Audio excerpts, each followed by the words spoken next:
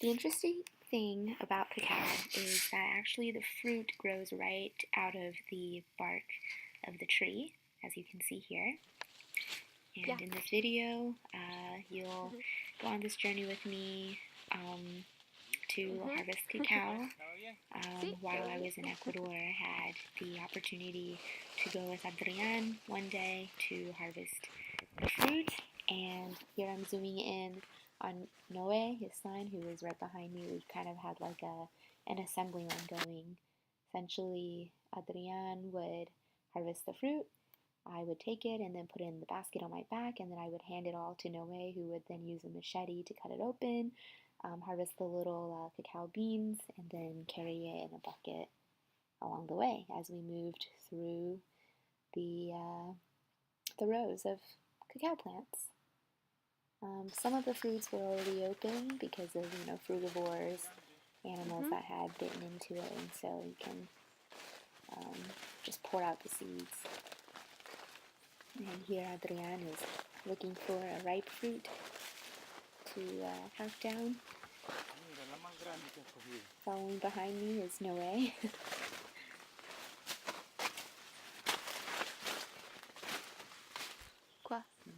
There you go. Wow. Ready to harvest. Here's Noe coming up from behind me.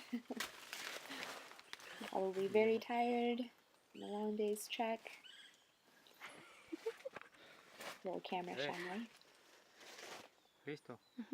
Ya, va a hacer video. Lo estoy cosechando. Yeah. After that, we have to lay it out on this tarp for it to sun dry. This process usually takes about 1 or 2 weeks, and then after that we roast it over an open fire. So it's very weather dependent. You really have to keep an eye out on the cacao while it's out drying. Sometimes there's a lot of cloud cover. It often rains in this region here. So you have to be mindful, and when it rains you have to cover the cacao seeds and put it in a place where it doesn't get wet. Here it's almost ready. Adrian woke up at 7 a.m. the next morning to start roasting them after they were dry.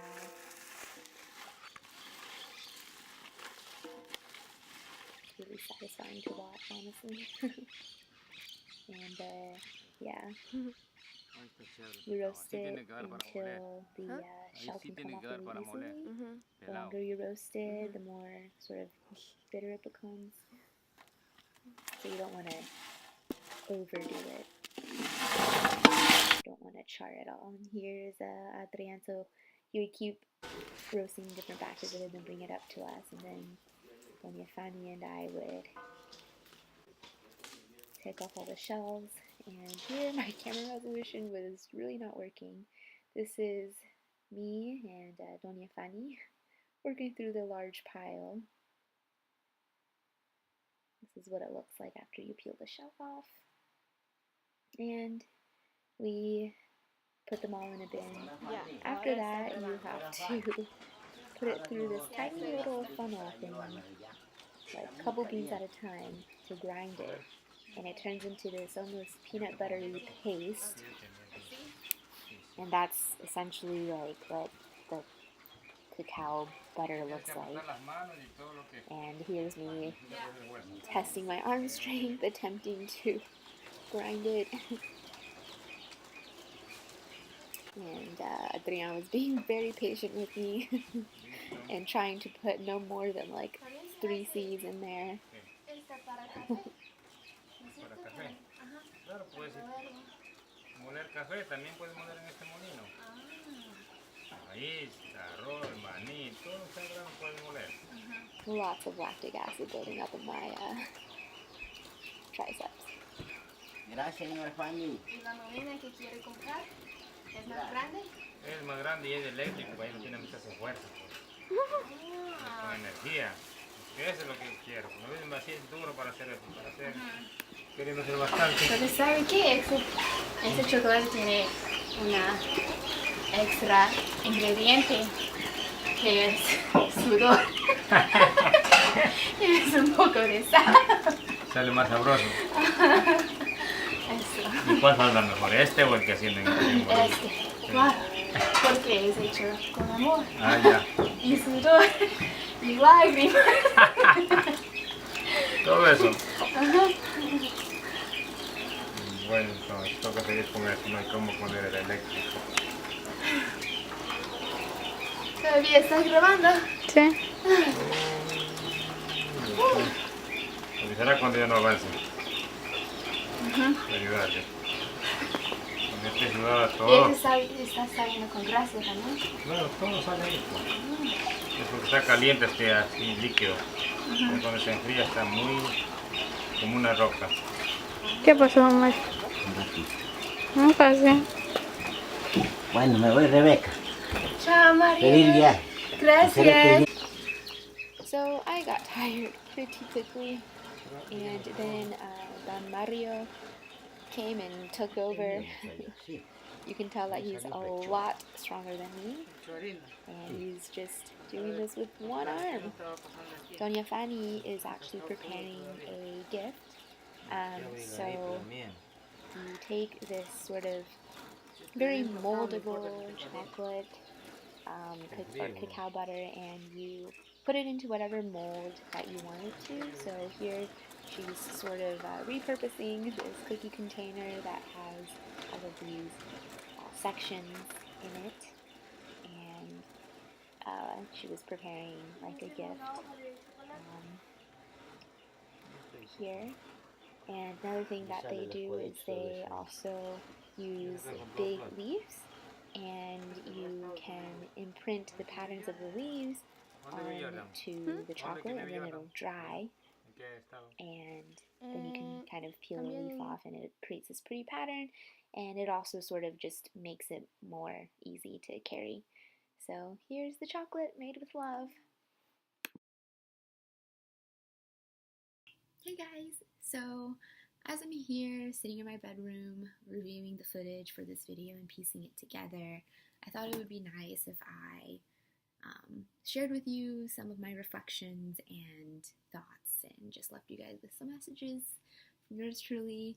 And I guess I'll start with this. So even though I tried really hard to document my experience through videos and photos, I really don't think that they can do any justice to the experience itself, and especially the people involved. And what I'm unable to show you guys is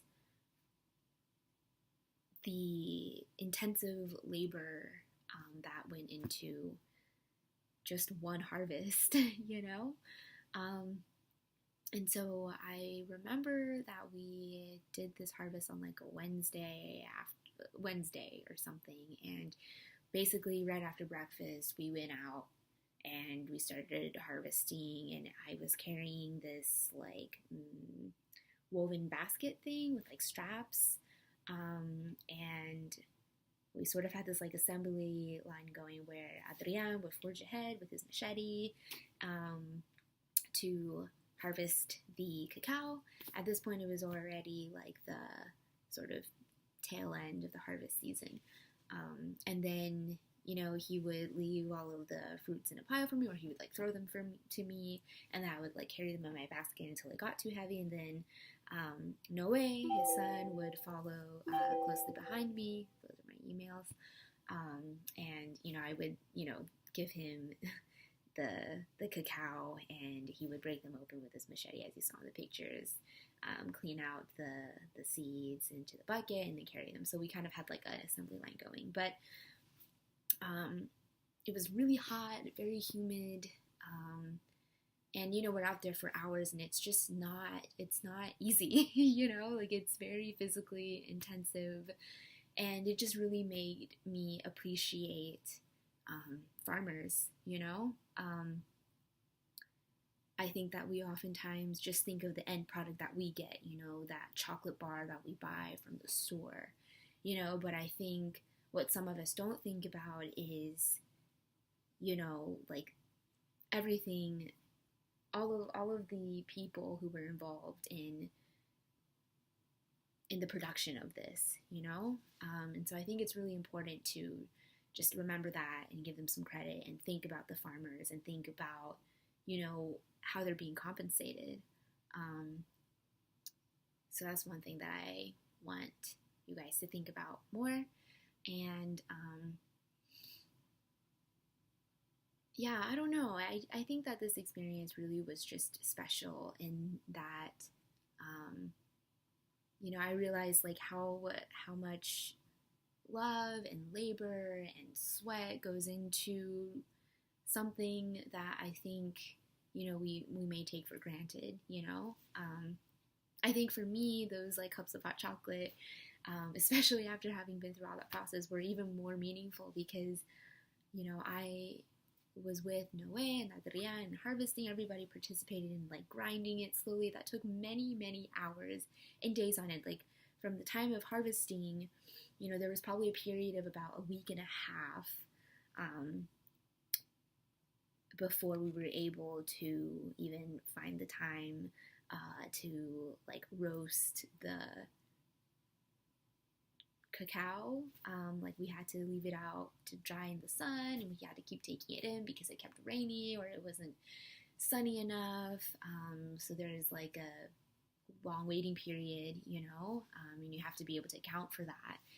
And then, you know, Adrian like woke up so early in the morning, the day that we were going to make the actual chocolate, to roast it, and he was roasting it in batches. So again, we were doing that for several hours, and sort of we had that assembly line going where, you know, Adrian was in the garden like roasting, you know, patiently the cacao over the open fire, and then he would bring it up in like small batches to me and Doña Fanny and Gabby, their daughter, and then we would, you know, just sit around and chat and like, you know, with our hands de-shell the cacao, and then grinding it little by little, like a few beans at a time. Like that was really hard too, but it was a very rewarding experience. And even when you're actually making the hot chocolate, kind of like the fun part, right? Like